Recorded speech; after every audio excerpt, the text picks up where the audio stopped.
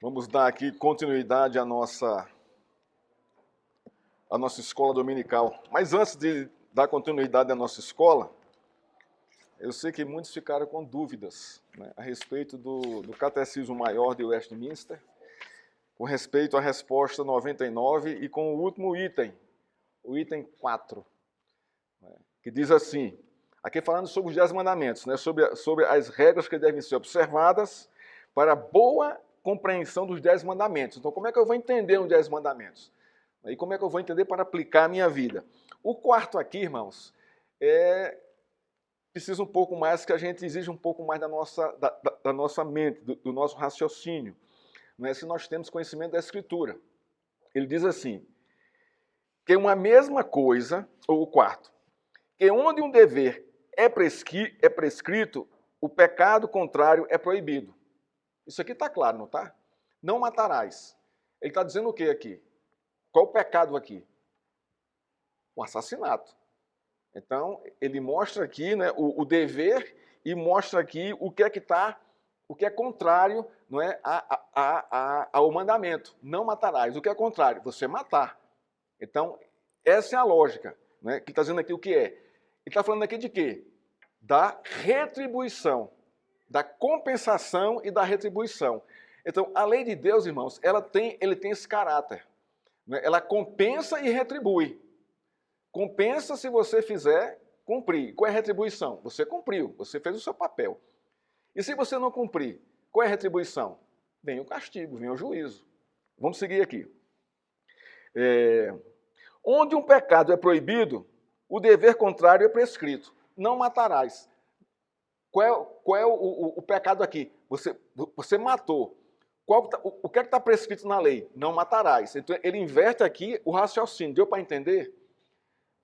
Sim ou não? Pensa na recompensa e na retribuição. Na promessa e na recompensa. O que é que a lei diz? Não mate. Qual é a recompensa? Você obedeceu. Então, você está de bem com Deus, está de bem com os homens. Você matou. Você pecou e qual é a recompensa? A lei vem em cima de você.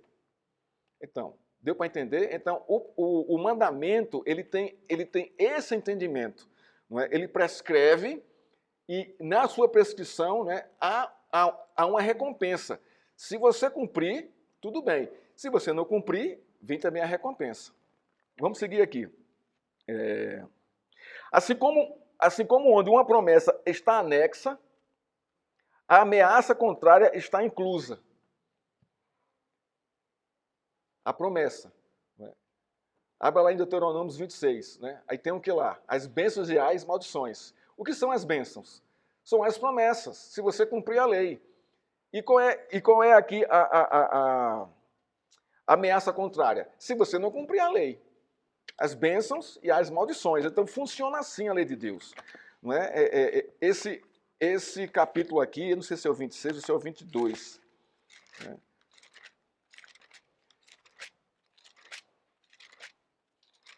Vou ver aqui. Não é o 26. É aqui. O 28. Vê lá. Olha o capítulo 28, como é que começa. Bênçãos decorrente da obediência. Então, há uma promessa aqui. E vai do versículo 1 ao versículo 14. Olha o versículo 15, como é que começa.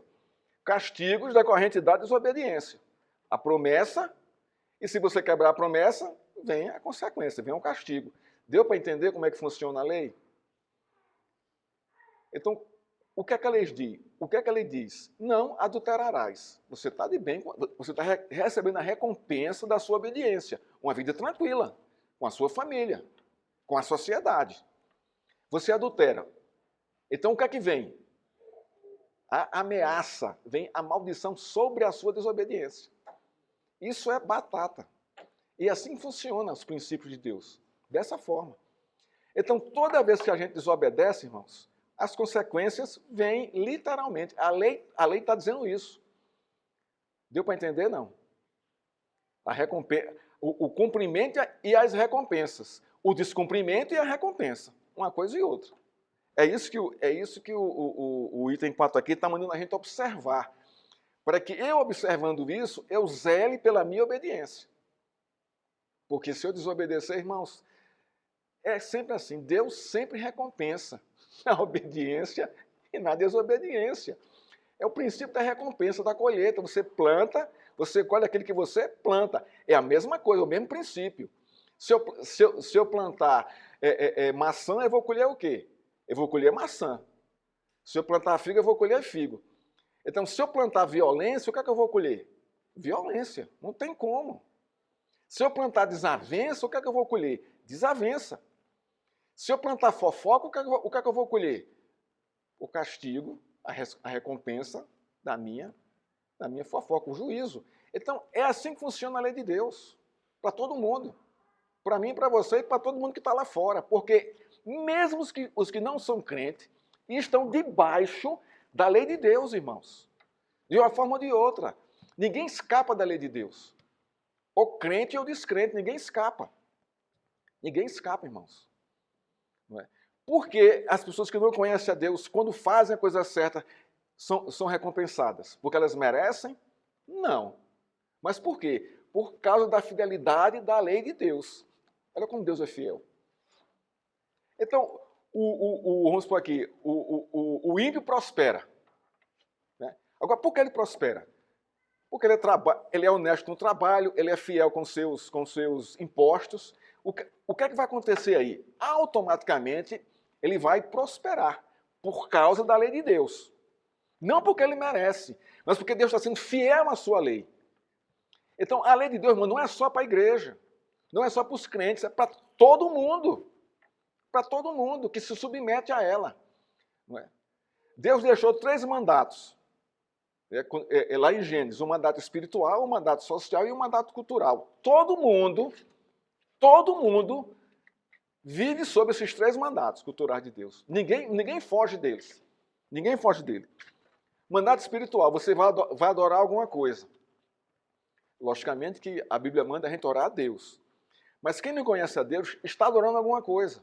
Ou alguma imagem ou a si mesmo. Ele está cumprindo o princípio espiritual da forma errada, mas está abaixo ele. Ele vai sofrer o juízo da sua idolatria. Mas ele está cumprindo de uma forma errada. O mandato social. O que é o mandato social? Fala da sociedade, não é isso? Qual é o fundamento da sociedade? Não é a família? Então vem o casamento. O mandato social é o casamento para a proliferação, né, da sociedade. Se o casamento é estável, a sociedade é estável, ele está cumprindo ali. Isso seja crente ou seja descrente. Eu conheço muito descrente que tem um casamento firme, seguro, tranquilo. O cara não adultera, ele também não adultera, vivem moralmente ali, estão debaixo da ordenança de Deus. Mas não sabem disso, mas estão cumprindo. E o mandato cultural? Você trabalha de alguma forma? É um mandato cultural. Todo mundo trabalha de alguma forma ou de outra. Eu não falo que quando eu falo que trabalho, não é trabalho de carteira fichada com a carteira fichada. Não é isso, não. Trabalho é todo movimento em prol de produzir alguma coisa. De alguma coisa. Você ajudar alguém na rua é um trabalho. Você está produzindo, você está trabalhando, você está ajudando a sociedade. Então, todo mundo cumpre, todo mundo está dentro desse contexto. É tanto que quem está desempregado fica no desespero, querendo trabalhar. Por que isso? Porque o mandato está dentro do coração dele. E ele trabalha, é um trabalhador honesto. O que é que vai acontecer com a vida dele? Vai prosperar. Se ele for um trabalhador ruim, ele vai ficar pulando de trabalho o tempo todo. Ele não vai conseguir se desenvolver e nem abençoar a quem está do lado dele. Vai ser uma pessoa não grata. Ninguém quer. Ninguém contrata, porque começa a criar a fama. Ele está o quê? Porque é um mau trabalhador, ele está sofrendo as consequências disso. Então, mandato espiritual, mandato social e mandato cultural. Todo mundo está debaixo disso. É isso que a lei está dizendo aqui. E para se viver dentro desses 3 mandatos aqui, Deus deu os 10 mandamentos. Para que a gente saiba desfrutar das suas bênçãos. Deu para entender, irmãos? Você colhe aquilo que você planta. É isso que o item 4 aqui está dizendo. Existe uma recompensa positiva e uma recompensa negativa. diante da lei. Ok? Ok, vamos para a nossa aula de hoje. Para a continuidade da nossa aula de hoje. Nós estamos trabalhando aqui, irmãos, um dos temas mais tensos, um dos temas mais, diga assim, que não é levado em grande importância pela igreja. A igreja esquece desse tema aqui. E não tem muita afeição por ele. Não tem muita disposição por ele. Se eu falasse aqui que semana que vem vamos começar aqui uma conferência de avivamento, isso aqui estava cheio de gente. Cheio de gente aqui. Para ouvir os preletores, para ouvir sobre o assunto, para vir na expectativa de ser avivado para o Senhor. Todo mundo estava aí. Mas se eu disser assim, semana que vem vamos ter aqui uma semana de oração intensa. De 8 à meia-noite. Quantos vão aparecer aqui? 2, 3, 4, talvez 6 no máximo. Porque não é um tema que empolga. Não é um tema que não nos cativa a vida cristã. Isso é o nosso grande problema. Porque o que move a nossa vida cristã, irmãos, são as nossas orações. A oração da igreja. É isso que move a vida cristã. Porque nós somos dependentes de Deus. E ninguém vive sem pedir a Ele alguma coisa. Ou ninguém vive sem reconhecer a sua grandeza, a sua bondade, a sua misericórdia e a sua soberania. Então, a oração, irmão, deveria ser um item da nossa vida que deveria tomar toda a nossa vida, toda a nossa agenda. Não é nem um item, deveria ser o nosso modo de vida. Então, nós vamos continuar aqui hoje falando sobre a oração e a vontade de Deus. Nós já demos aqui uma introdução e agora vamos fazer a relação entre a oração e a vontade de Deus. Porque qual é o motivo e qual é o objetivo da minha oração? Pode responder, isso aqui é uma aula de escola dominical. Qual é o objetivo da minha oração? Como cristão, como crente no Senhor Jesus Cristo. Como crente em Deus. O que é que devia ser fundamental em minha oração? Hã? Também, mas tem algo mais centralizado aí. Gratidão faz parte. Faz parte, mas ainda não é o central. Faz parte, ainda não é o central. Olha o título, a oração e a vontade de Deus. Qual é o fundamento da minha oração? Pronto. Irmãos, o fundamento da nossa oração é a vontade de Deus. Abra aí Mateus 6. Mateus 6 é o único texto que nós temos na Escritura onde Jesus ensina os seus discípulos a orarem. E não há outro, irmão. Não há outro,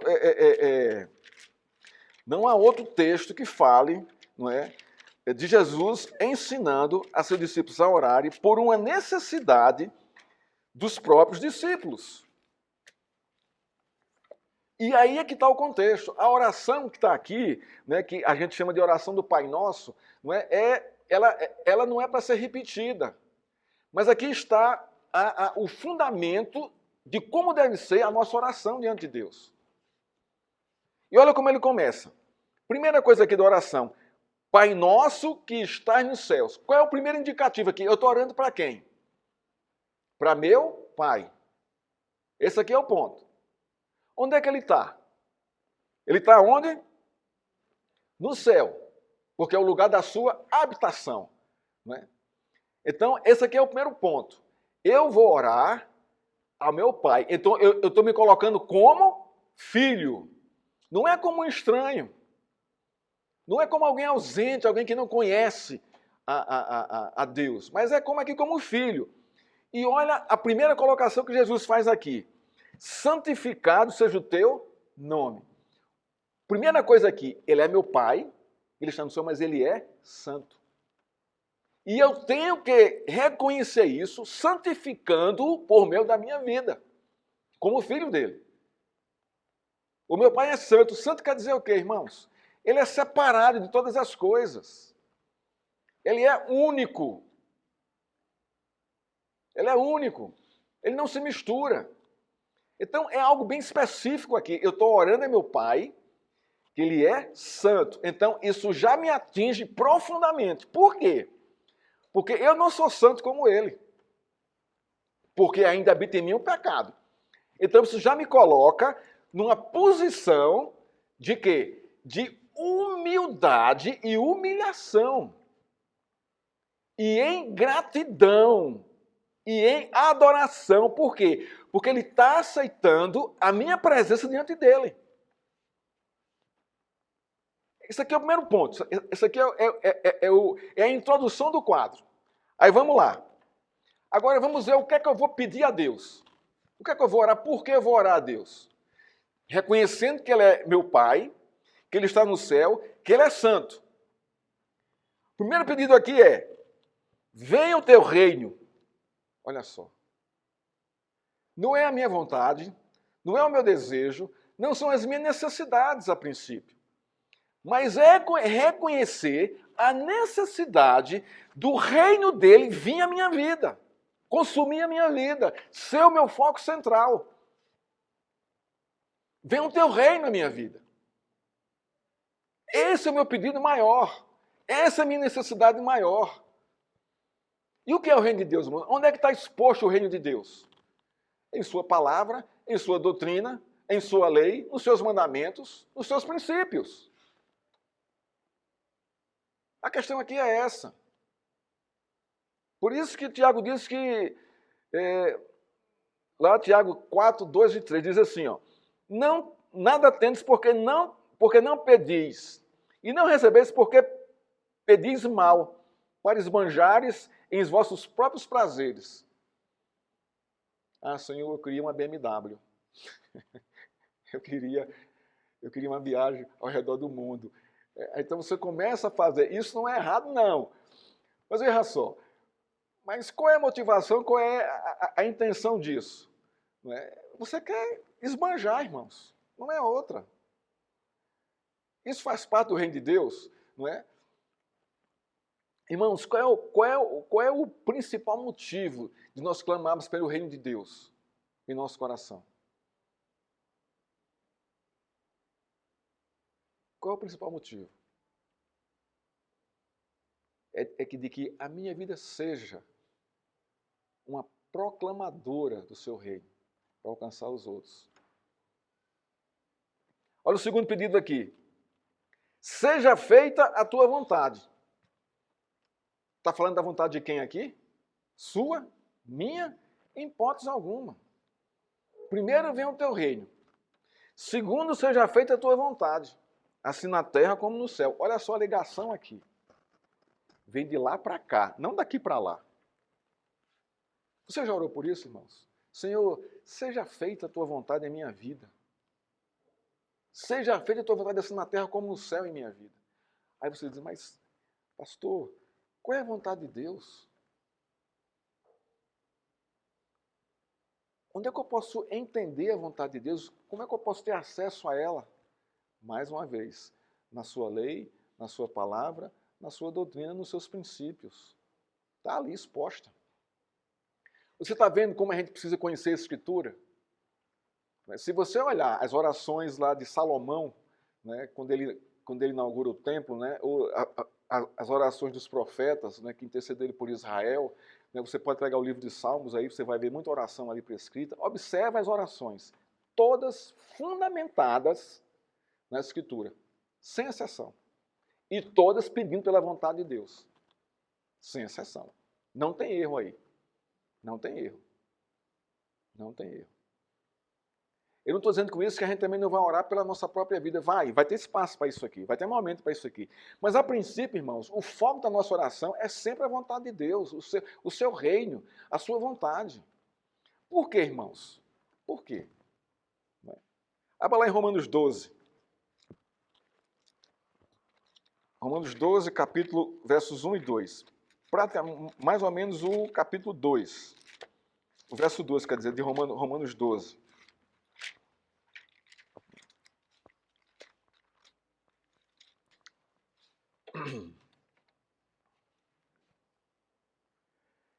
Isso aqui é Paulo, né, exortando aqui a igreja de Roma, né?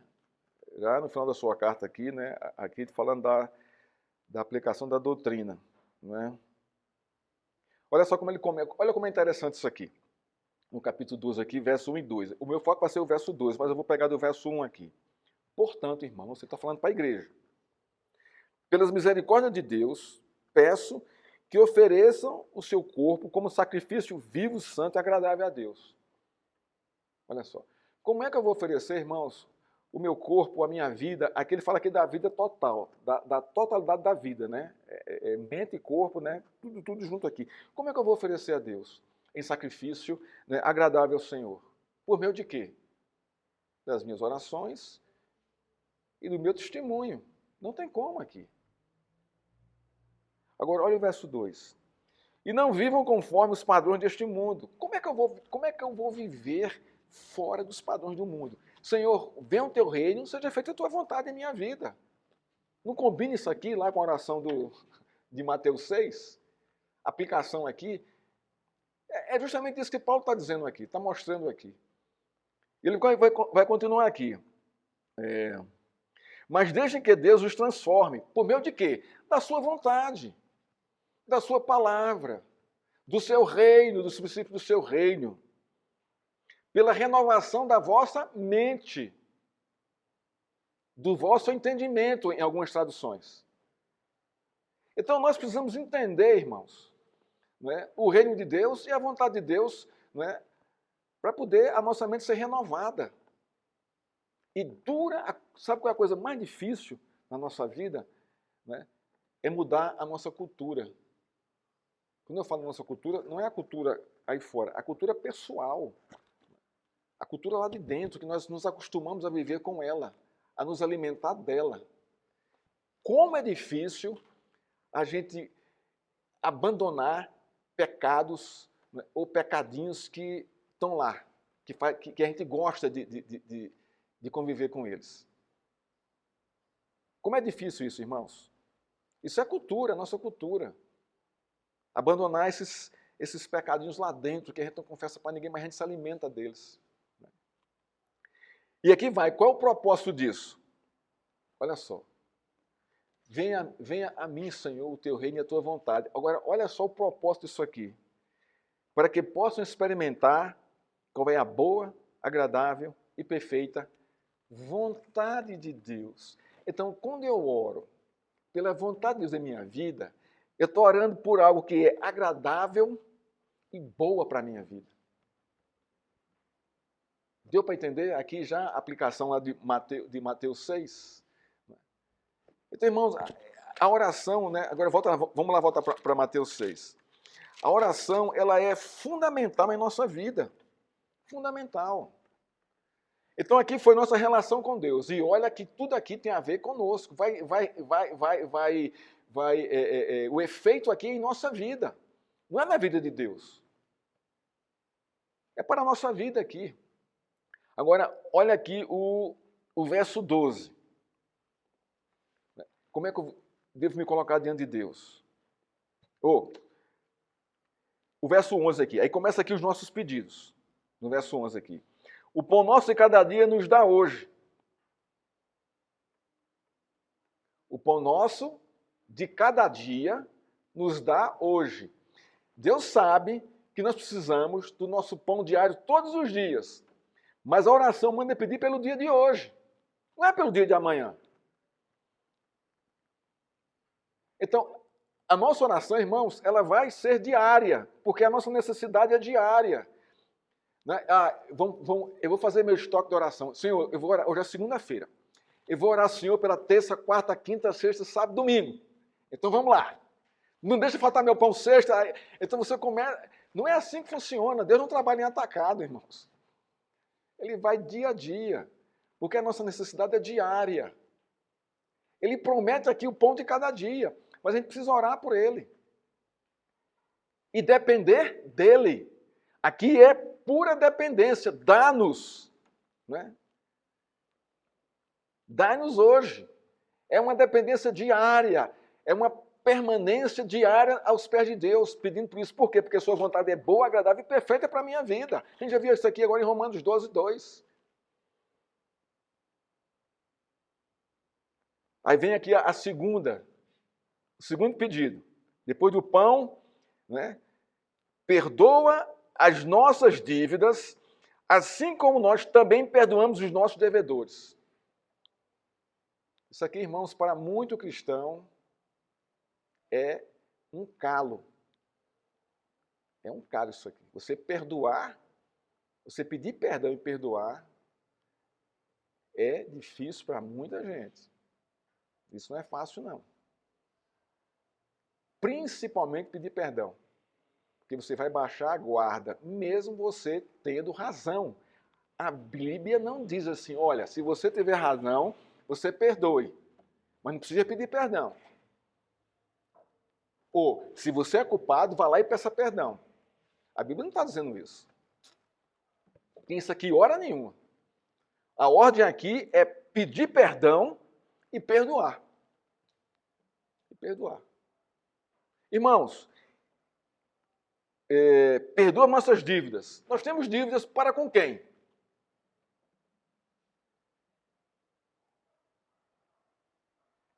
A gente tem dívida para com quem? Só quando a gente deixou de pagar uma conta ou pediu dinheiro emprestado não conseguiu pagar. E isso é a dívida aqui também, que fala. Também é isso, mas não é só isso. Irmãos, qual é a nossa dívida para com o outro? De amor, misericórdia, compaixão. Ou não é? É. Justamente isso. Então, a gente está sempre em dívida com o próximo. Quando a gente não age com amor, com compaixão, com misericórdia, com longanimidade, com benignidade. Também dívida. Ele tem que pedir perdão. A ele.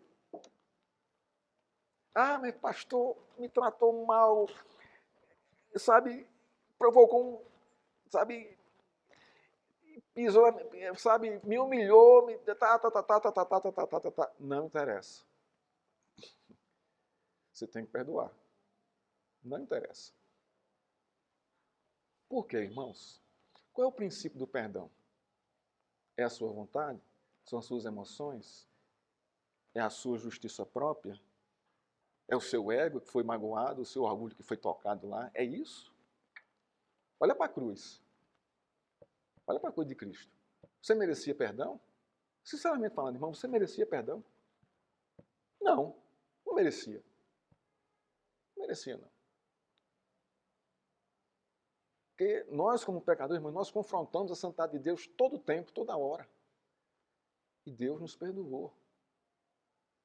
Não levou, sabe? Ele não pediu nenhuma justificação. Nos perdoou. O princípio do perdão está na cruz, irmãos. Para o crente não pode negar perdão a ninguém. E nem reter perdão. Ele não pode fazer isso. Não é crente. Não converteu. Tem que conhecer as Escrituras. Tem que perdoar. Não interessa se você tem razão ou não. Tem que perdoar. Ah, me machucou, está doendo, tal. Eu digo, perdoe. Não guarde perdão, porque ele vai corroer, ele vai consumir, ele vai desgraçar. Está vendo a lei? A recompensa da lei? Manda perdoar. Perdoe. Ah, não vou perdoar. Então você vai sofrer as consequências do seu perdão. O que é que vai acontecer se você não perdoar? Davi fala sobre isso, né? Envelhecer os meus ossos, acabou minha vida, secou minha vida. Eu morri, estou morto por dentro. Isso vai acontecer. Você vai secar. E não vai ter qualquer relação com Deus. Você vai orar, oração não vai ser respondida. Você vai adorar, a adoração não vai ser aceita. Você vai ofertar, sua oferta não vai ser aceita. Simplesmente isso. Porque você descumpriu o mandamento. Crente que é crente, irmãos, não tem que estar buscando justificativa para perdoar, não. E nem para liberar perdão. E se pecou, tem que ir lá e pedir perdão. Não tem esse negócio, não. Não tem que ficar procurando justificativa para poder se achar no direito de não pedir perdão. Onde é que está isso na Escritura? Quem foi Cristo? O que foi que Cristo fez na cruz? Ao ver aquele povo ali todo crucificando ele. Qual foi uma das palavras da cruz que ele disse? Pai, perdoa, não sabe o que fazem. Isso impacta a minha vida, porque eu crucifiquei Jesus. E ele diz, olha, perdoa no momento mais crucial da vida dele, irmãos, no momento mais horripilante, mais horrível, sofrendo ali, né, o juízo de Deus por causa do pecado da humanidade, e ele ainda dizendo, perdoa porque não sabe o que fazem. Eu estava conversando ontem na reunião Ontem teve uma reunião do presbitério, conversando com o Marcos, né, um seminarista, e ele contando que ele era jogador de futebol e jogava futebol e tudo mais, e também aí ele era chamado para jogar no time lá do bairro dele, ele converteu-se, né? Foi jogar como crente, né? E ele era daqueles jogadores assim, meio esquentado, meio violento em campo, né? E ele disse que num dos jogos, né, ele jogando, um dos zagueiros passou, deu um bicudo na canela dele, que jogou fora a caneleira, tal, foi assim um horror. Ele caiu assim, nossa, tal, aí, sei o que, tal, aí ele levantou-se, aí o jogo continuou, né? Aí numa dividida lá, ele foi dividido de novo com esse cara, né? Ele disse, olha, pastor, eu ainda fiz assim, ó, com o cotovelo, para meter no peito dele. Eu ia dar com gosto mesmo. Mas eu pensei, como é que eu vou passar a semana? Vê só o segundo da coisa para ele não reagir, né? Como é que eu vou passar a semana depois que eu fizer isso? Na minha cabeça. Dessa cotovelada que eu der. Não sei o quê. Então, irmão, é isso. O crente sofre o dano. O crente sofre o dano. Não interessa se o dano é bom ou é ruim. Se é bom ou é ruim. Vamos lá aqui. Então, como também nós perdoamos os nossos devedores. Você tem que pedir perdão e também perdoar. Não tem como. Não tem como. Isso aqui, irmãos, né, é a oração diária. Senhor, aí eu vou trabalhar, né? Quem trabalha sabe que o local de trabalho é cheio de conflito, né? Tem conflito demais da conta. Onde tem gente junto, tem conflito. Tem choque de temperamento, choque de ideias de vida, de trabalho, um monte de coisa, né? A gente sabe disso. Eu já trabalhei em várias empresas e trabalhei na área de recursos humanos. E era a área mais tensa da empresa. A área técnica que era ótima, que era o cara e a máquina. Então, não tinha mais. Departamento pessoal, irmãos, nossa, o que chegava de queixa, de denúncia, era assim uma coisa de um contra o outro, fulano com fulano, nossa, era uma coisa assim, não é, absurda. Por quê? Humanos trabalhando junto.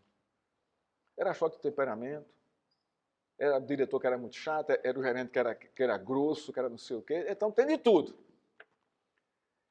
E é justamente nesse local, irmãos, que Deus trabalha o nosso caráter, como crentes. Ele põe de propósito mesmo, para trabalhar a nossa vida aí. E você se submeter, não é? Se submeter até que não fira os princípios cristãos. Você submete. Se ele exige de você o que está dentro do seu trabalho, você tem que fazer. Não tem esse negócio, não. E tem que fazer bem feito. E com cara bonita, com cara boa. Porque é assim que a palavra de Deus manda a gente fazer, porque a gente está fazendo para Cristo. E esse nosso testemunho vai alcançar os outros. Nossa, você viu fulano? Cara, o cara trabalha assim, de bem com a vida o tempo todo, e o chefe dele é um horror. Como é que ele consegue fazer aquilo? Nem o cara sabe que é graça de Deus sobre ele. Irmãos, perdoar. Perdoar. Perdoar. E vai mais além aqui. O verso 13. E não nos deixe cair em tentação. Irmãos, dentro do contexto aqui do que nós vemos aqui, qual é a tentação mais clara aqui para a gente aqui? Não nos deixe cair em tentação. Que tentação é essa aqui? Tentação, primeira, de não orar. Primeira coisa aqui do contexto aqui é não orar. Você amanhece o dia, toma banho, senta na mesa, nem agradece o café da manhã, já vai para o trabalho, tal, e você é um crente, está lá, tá? E assim vai, dia, assim, você não está nem aí. Então você está em tentação porque você não está orando. Segunda coisa que ele fala da tentação, não nos deixe cair na tentação de quê? De não perdoar e não pedir perdão. Tá? Logo no versículos acima.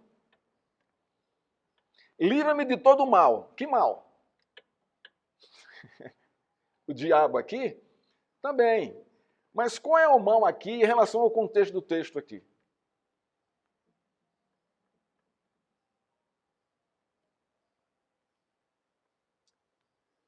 Se a gente não perdoa, irmãos, a gente guarda rancor, né? Rancor não é um mal no seu coração, não. Ele vai produzir o quê? Vai avolumando, avolumando, avolumando, vem a ira, né? Vem o ódio e por aí vai. Olha o mal aí, consumindo sua vida. Você não ora. Você vive em luta diária, porque as lutas Deus coloca para que você pare para orar. E o que é que acontece? Ai, pastor, minha vida está... Olha, é luta dentro de casa, é luta fora de casa, eu não sei o que fazer, pastor. Você está orando, irmã? Não dá tempo, pastor.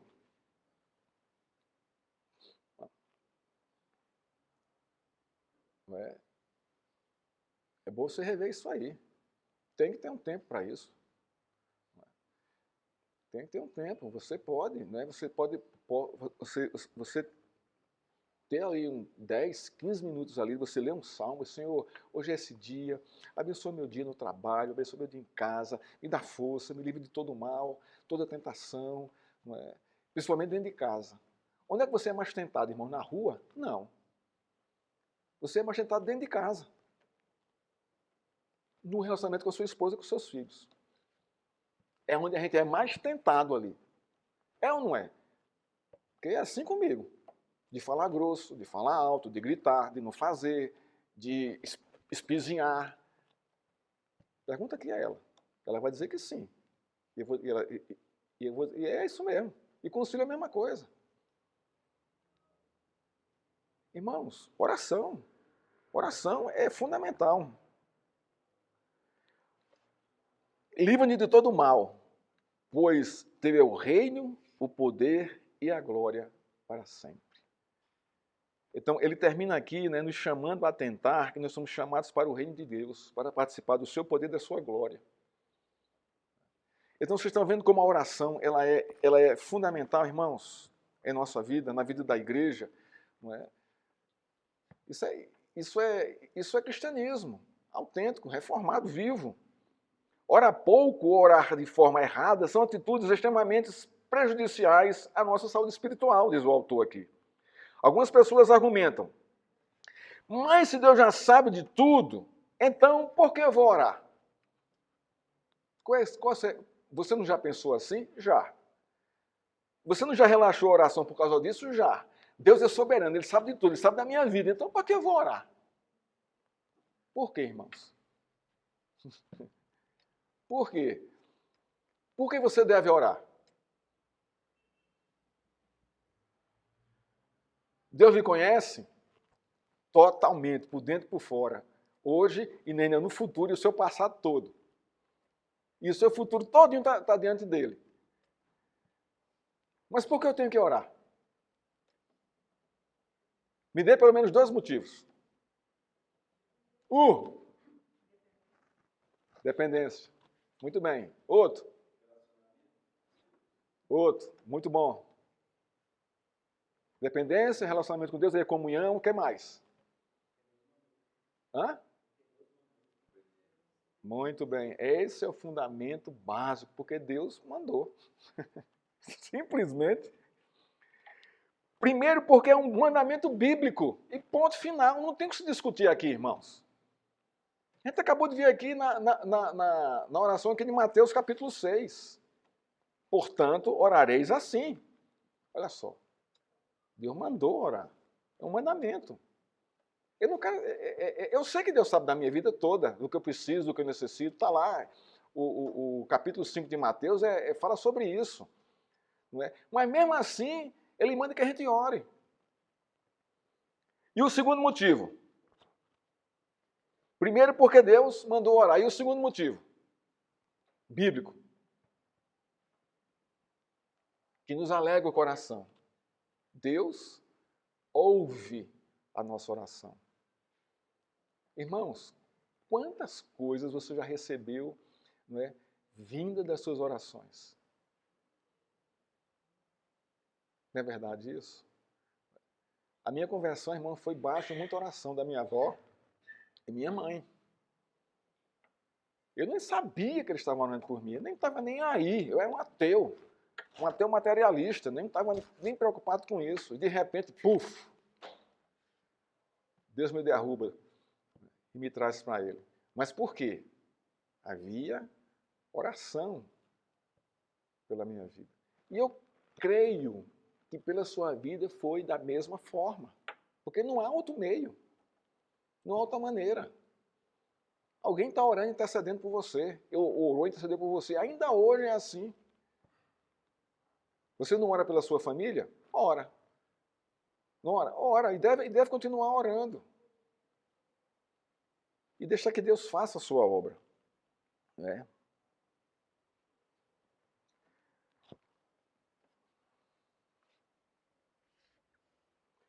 Mas será que a oração pode realmente mudar a vontade de Deus? Sim ou não? A minha oração muda a vontade de Deus? Sim ou não? Por quê?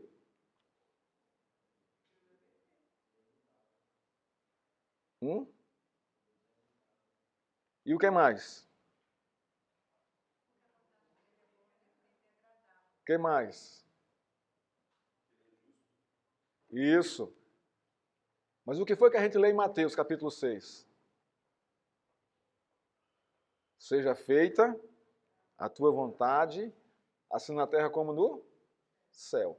Então, se a gente ora pela vontade de Deus, a nossa oração não muda a vontade de Deus, a nossa oração corrobora com a vontade de Deus. Ou deve corroborar com a vontade dele.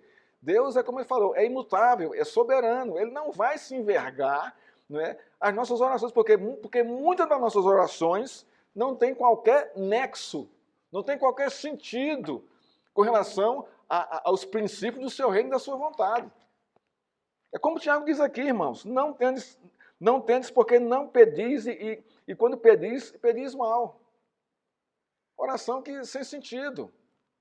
Então, a nossa oração, irmãos, não muda a vontade de Deus. Não tem como, não é? Outra pergunta aqui. Seria bom que nossas orações mudassem a vontade de Deus? Sim ou não? Ainda bem que tem. Mas tem muita gente que pensa que sim, que seria ótimo. Por que, irmãos, não é bom que a nossa oração mude a vontade de Deus? Hã? Muito bem, Rodrigão. Porque Deus sabe o que é melhor para a gente, irmãos. E Deus sabe que o nosso coração não está em linha ainda com o dele. Não está em linha com o dele. Muito bem, é isso mesmo. Exatamente isso aqui, irmãos. Devorar mais e mais, mas não preciso ter a pretensão de que as minhas orações mudem a vontade de Deus. Não vão mudar.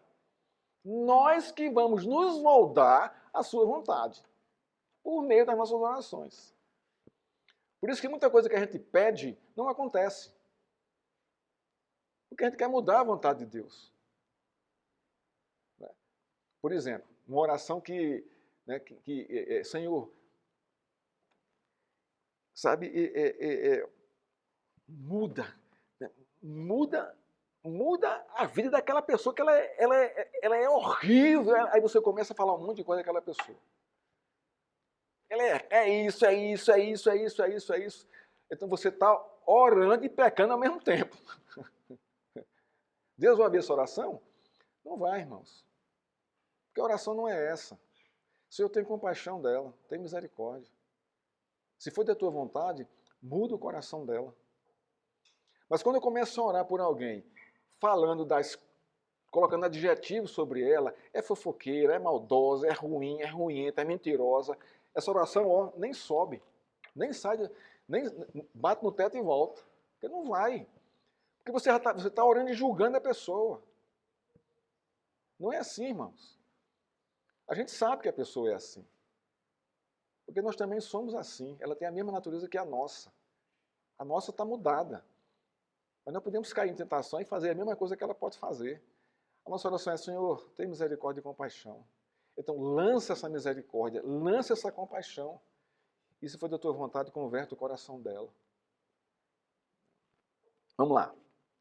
O fato é que, normalmente, é Deus mesmo quem nos incentiva a orar, e dessa maneira, acabamos orando segundo a vontade dele. Isso é correto. E ele responde nossa oração, dessa forma.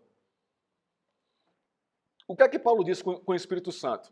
Nós não sabemos orar como convém. O Espírito intercede por vós com gemidos o quê? Inexprimíveis. O que é que está acontecendo ali? Você está orando, o Espírito pega a sua oração, não é? Traduz para que seja conforme a vontade de Deus e traz a resposta conforme a vontade de Deus para o seu coração, para a sua vida. Porque a gente não sabe orar como convém, nem isso. Nós precisamos do Espírito Santo para orar por nós. E toda vez que você ora, irmãos, ele está mediando a sua oração, o Espírito Santo. Queira você acredite ou não, mas o fato, isso é verdade. Ele está ali orando por você, intercedendo por você diante de Deus, mediando a sua oração, em nome de Cristo. Isso aqui é interessante demais. Né? O famoso caso do rei Ezequias, quem lembra disso? Ok. O famoso caso do rei Ezequias se enquadra nessa explicação.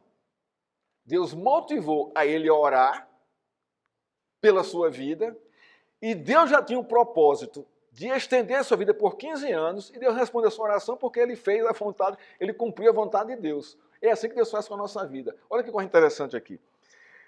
Ezequias, após receber um ultimato de Deus, que iria morrer, implorou ao Senhor que lhe concedesse mais tempo de vida. E Deus lhe deu uma sobrevida de 15 anos. Isaías 38, de 1 a 8. Ezequias morreria se Deus não interviesse, mas estava em seu plano intervir, fazendo uso da oração do próprio Ezequias. O que foi que Deus fez aqui, irmãos? Olha o que é a soberania de Deus. Ezequias vai morrer. Vai. Mas eu quero dar a ele 15 anos. Ezequias não sabia disso. O que é que Ezequias recebe? A mensagem do profeta de que vai morrer, de que vai morrer. Olha o que é que ele faz. Senhor, tem misericórdia de mim.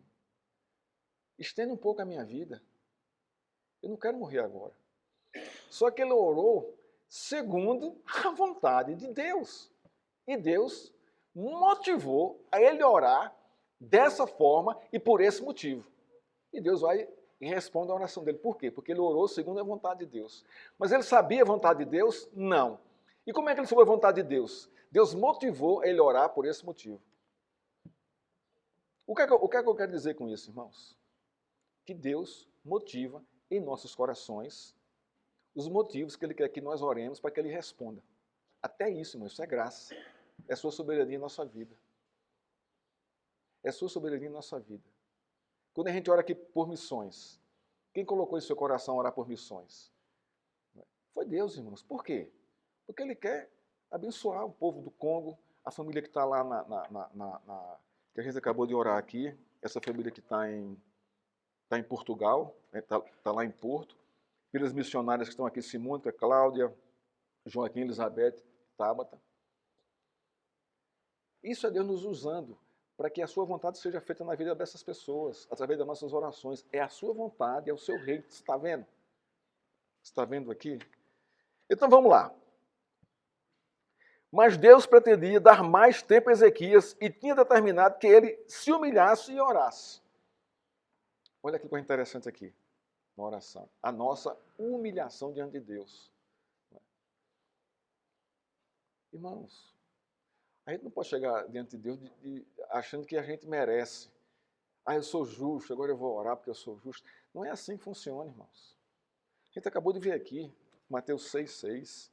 Pai nosso que está nos céus, santificado seja o teu nome. Olha o impacto já para mim disso aqui. Já me humilha. Não tem como. Já me humilha. É isso mesmo. Muito bem, Samuel. Você está aí concordando aí. Amém, Samuel. Muito bem. Então, irmãos, essa questão aqui, a oração nos humilha. Mas nos humilha diante de quem? Do meu Pai. Todo filho que se humilha diante do pai, irmãos, o que é que o pai faz? O que é que o pai faz? Hein? Levanta e traz para junto.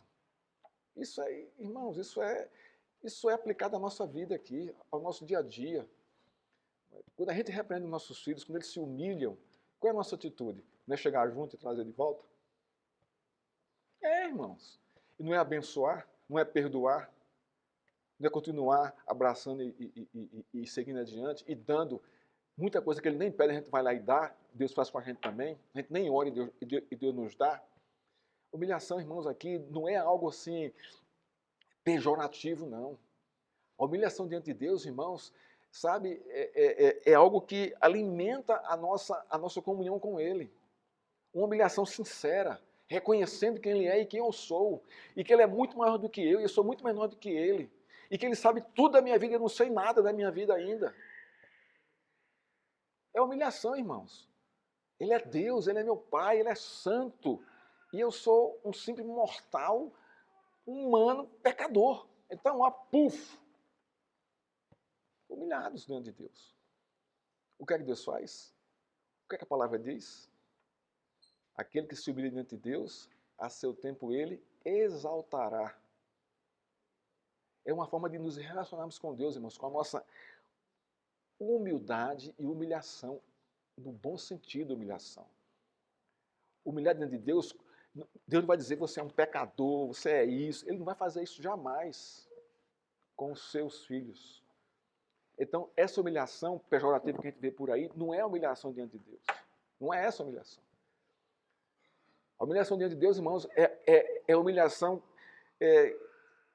que promove a nossa comunhão com Ele, que alegra o coração de Deus e que alegra o nosso coração. Não é?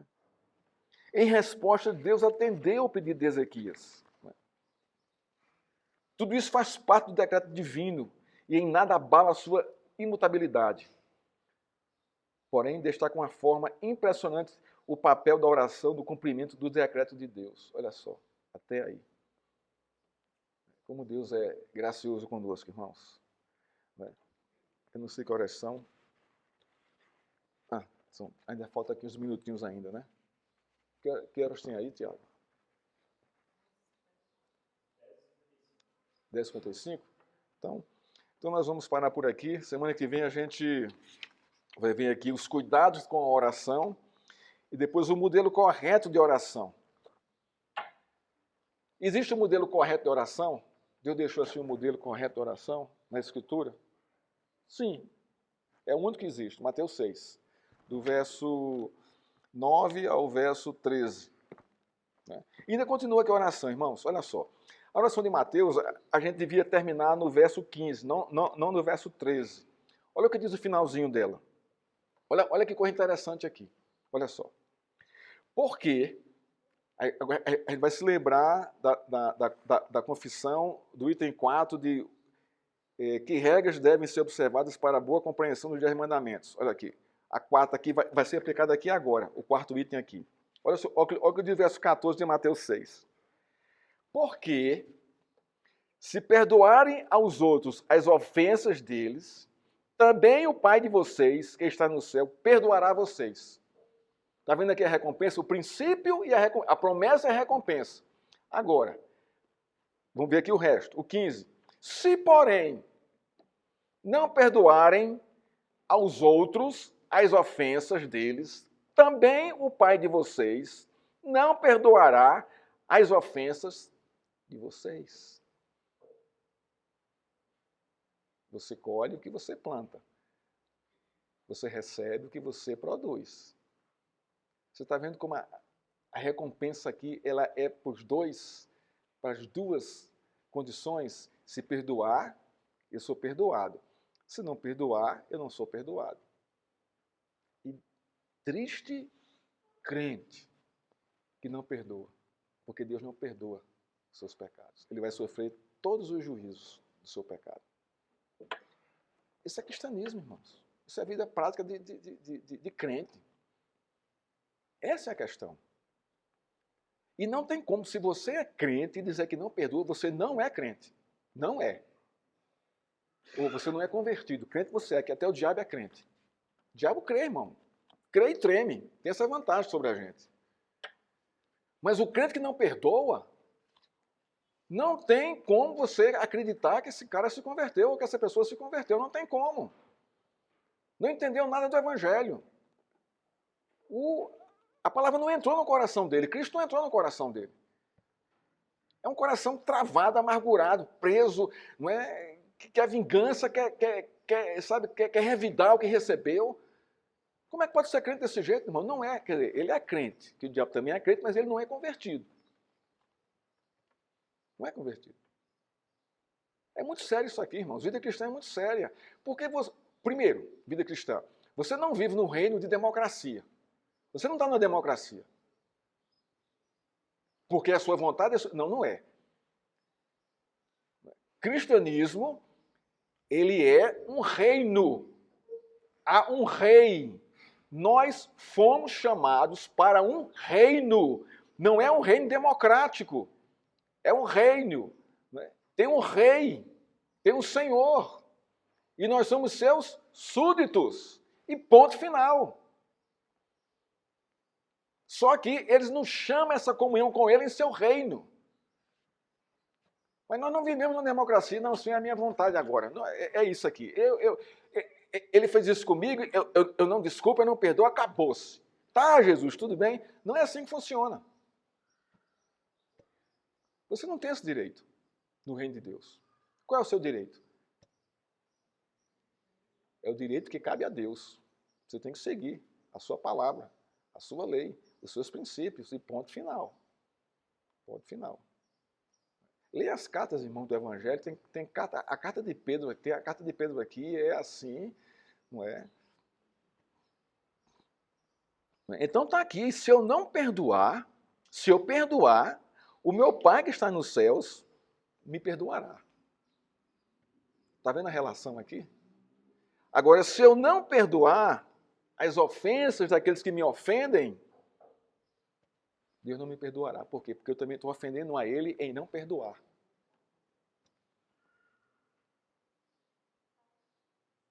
Ok, irmãos? Eu gosto, esse Sermão do Monte, né? Depois a gente vai fazer um estudo só sobre esses 3 capítulos de Mateus aqui, né? Porque isso aqui é tremendo, né? É tremendo isso aqui, né? Tem um texto aqui muito interessante, né?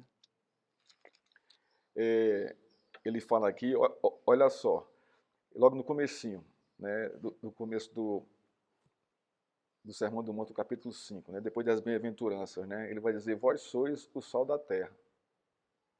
Ele vai depois dizer, vós sois a luz do mundo. Como é que eu vou salgar? E como é que eu vou iluminar se eu não perdoo? E não peço perdão? Não tem como. O seu sal vai se tornar insípido, nada presta, e sua luz vai ser colocada, vai ser abafada, vai ser escondida. Não é assim que funciona o reino de Deus. Somos chamados para ser sal e luz do mundo. Do mundo. Ok, irmãos? Vamos parar por aqui. A gente continua na nossa próxima aula, né, falando sobre a oração. Vamos orar ao Senhor? Ó Deus, nós somos impactados pela Tua palavra, Senhor. Somos pecadores e precisamos disso, Senhor. Precisamos que o Senhor nos impacte, que o Senhor nos visite. Visita o nosso coração, Pai. E nos quebranta e nos humilha diante do Senhor. Porque temos sido, Senhor, duros com os outros. Temos sido, Senhor, implacáveis com os nossos irmãos e com o povo lá fora. Em não perdoar, em jogar o nosso direito em cima, exigir a nossa justiça, exigir os nossos direitos. Sem qualquer, Senhor, misericórdia, compaixão e perdão. Ó Deus, nos ajuda, Senhor, nos perdoa, Senhor, a nossa dura cerviz, o nosso duro coração. E nos dá a graça, Senhor, de aprender a perdoar, Senhor, entendendo o perdão de Cristo sobre nós, ou o perdão de Deus sobre nós em Cristo Jesus. Assim te oramos, Pai, em nome de Cristo. Amém.